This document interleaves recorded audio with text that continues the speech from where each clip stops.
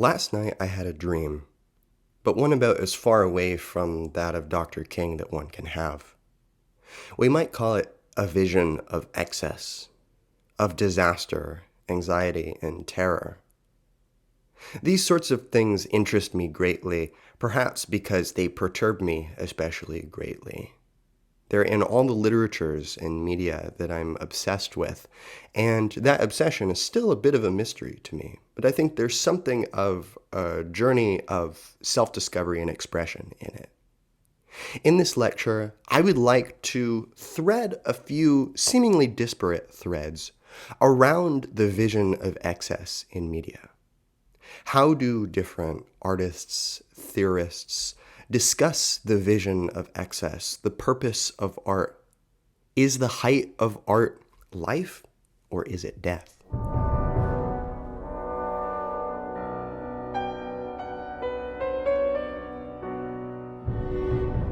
Now, in my dream, I was in a movie theater watching a new Hunger Games movie.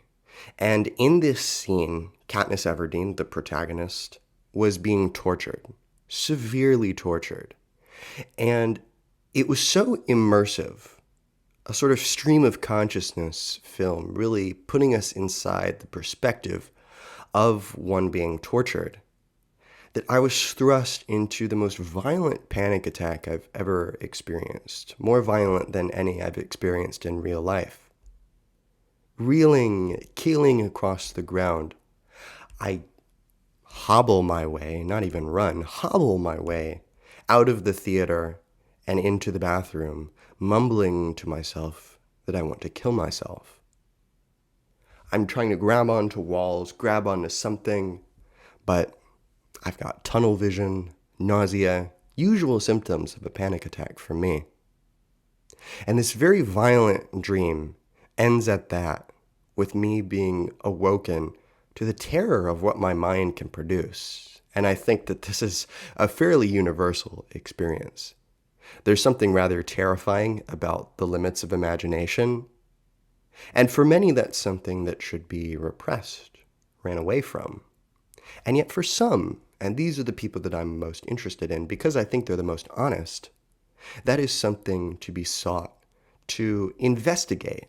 Not necessarily desired, although desire is certainly playing a part here, but wondered about. What does it mean? How do these visions of excess come about? Now, this dream is almost the opposite of a device in David Foster Wallace's Infinite Jest. In this postmodern maximalist novel, infamous among the literati community, there is a piece of media called Infinite Jest, and if you watch it, you will never want to stop. It is the pure instrument of pleasure. Art and pleasure wedded in one unified object that if you are exposed to it, it is totalizing because it captures you.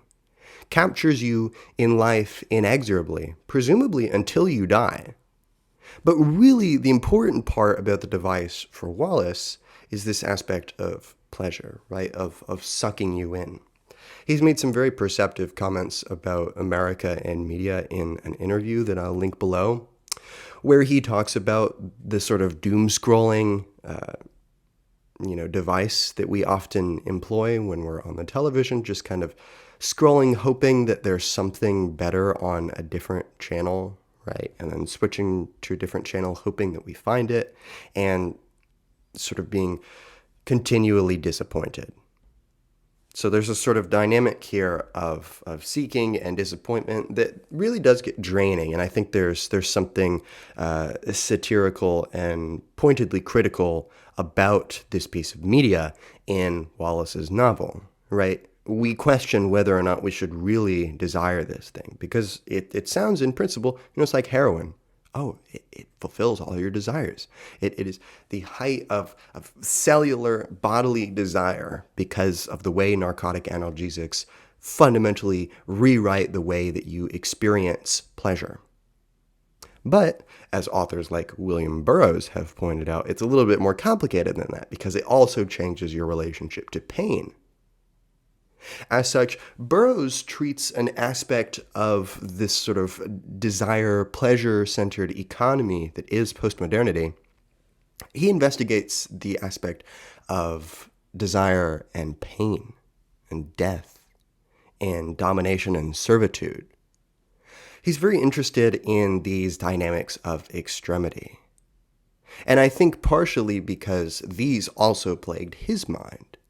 He was thus very interested in routines that enacted transgression, because for him there is something evocative about transgression. I mean, this dream I had was certainly transgressive of my bounds of comfortability, and in so experiencing, I was thrust into this excessive panicked state of body and mind. And important for Burroughs is that this affects the body as much as the mind, because the mind is part of the body. I think we often forget that and are still wedded to this, romantic assumption that the mind is something separate, even elevated from the body. But no, not for these theorists and practitioners and imaginateurs of excess. Another person I might mention here is Maurice Blanchot, whose terrific book, The Writing of the Disaster, really faces what does it mean to write something at the limits of expressibility. He's particularly interested, because of its recentness, in the Holocaust, in how do we portray the Holocaust. Can we portray something so violent, excessive, evil because it was so banal? How do we even approach it? It seems that any frame that we would have for this would be limiting it, and in a way would instantly become politically advantageous, right? Because then you can sort of contain it. Think about all the ideologies and narratives that are trying to deny the Holocaust or minimize the Holocaust or advocate for another one, right? It's not so simple as just portraying the disaster, but how do we portray the disaster?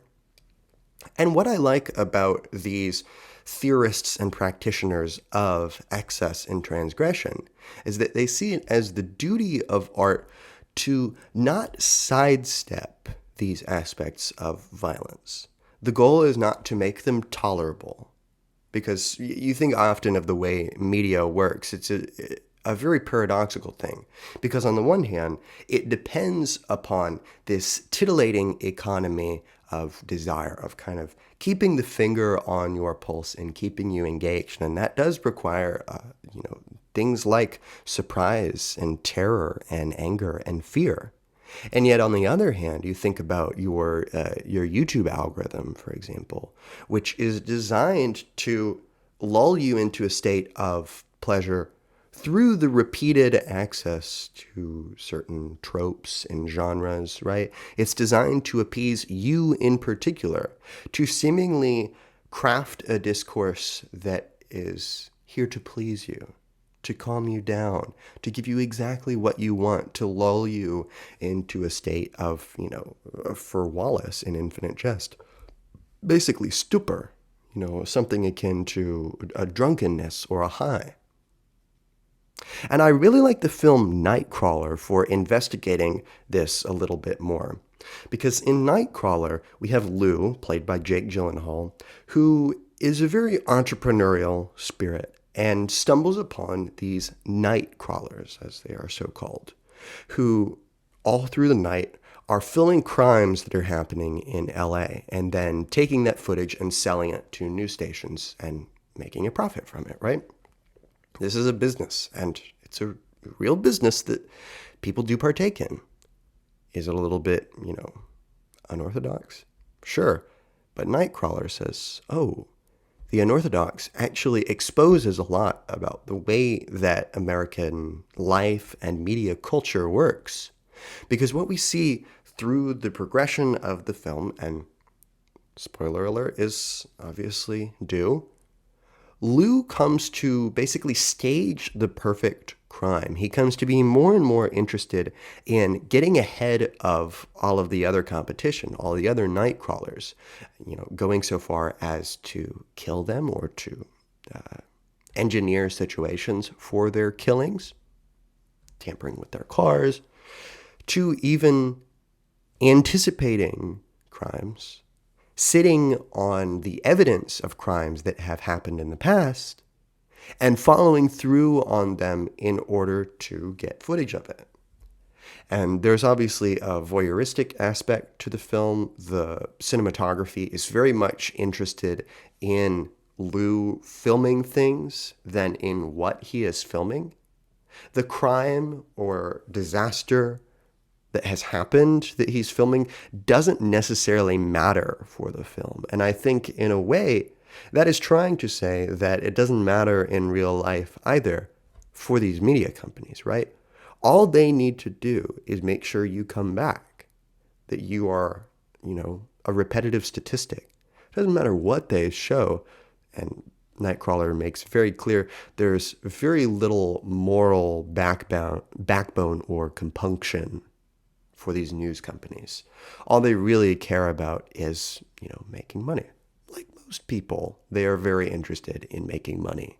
But their making money is directly contingent upon their ability to accentuate, to bring forth the disaster for the public in order to sow fear. There's, definitely an element of class perception in the film because they're only interested in crimes happening by, certain dangerous individuals, violent criminals, minorities in very affluent neighborhoods. And because of that, it's very easy to create a narrative of terror. So the film is very interested in what goes on behind the scenes to enact that, that vision of and narrative of terror. At one point, we realize that one of the crimes that seemed like a crime upon an innocent person in an affluent neighborhood, it was actually an issue regarding drugs and drug trade. It was, much more illicit, and the affluent person was much more at fault. It wasn't just, the affluent, the rich, they're the victims, right? And then the minorities, the violent criminals are the perpetrators. No, in fact, Lou, who is really kind of a member of the lumpen proletariat, is, instigating crimes, accentuating crimes, even goes so far, again, spoiler alert, to let his partner die at the end of the film so that he can film his partner's death, eliminate him from potentially stabbing him in the back, and he gets a shit ton of money from, the footage. So we see that there's something about media culture that requires disaster, requires excess, and even plans for it. Not only says, it might happen, we should expect it to happen, but no, we will make it happen. And no one is better for discussing the making it happen than the Marquis de Sade, who says that his vision for art is one of pure, inexorable singularity. It is for him equivalent to the perfect crime. To stage the perfect crime, and to go further than staging the perfect crime, for the work of art to be the enactment of a crime so total and singular that it extinguishes the entire universe. Indeed, a very transgressive, very problematic image of what art is or should be. And throughout his works, he's trying in various ways, to affront and assail his reader in order to invoke in them, to stir in them something of the semblance of this excess that he desires, the criminality that he was so interested in, and which still perplexes me a good bit. But I think it's important to bring up Sade just on the tail end of all of this to point out that there is something to be said about the relevance of that statement for understanding contemporary media culture. Think about the variety of terror attacks that get reported in news media, right? There's something particularly effective from a business standpoint about staging and disseminating those events. They're very profitable. So whether or not we can entirely, transplant the Marquis de Sade's aesthetics from him to contemporary media culture, it's certainly not going to be as explicit as de Sade puts it. But there is something to be said about, maybe the ideal product for contemporary media culture would be the piece of media that, like this hypothetical Hunger Games film in my dream, induces suicidal impulses, causes one to die. Therefore, death, and this is something that Georges Bataille is very interested in, is death in some way a fulfillment of the ideal work of art? Or is the work of art minutely interested in, or should it be minutely interested in, death? I think this is something that I will simply prefer to you and let you ponder on. So that being said, I hope that all these strands have come together in some interesting ways to make you think about, some of these different impulses behind media.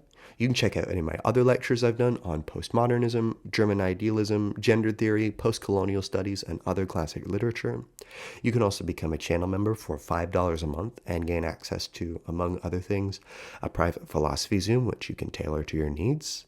I also have super thanks if you'd just like to donate to the channel, because it really helps me out, allows me to purchase the literature necessary to bring y'all content, and gives me a feeling of security that I don't take for granted. That being said, that's it for this lecture, and I will see you in another one.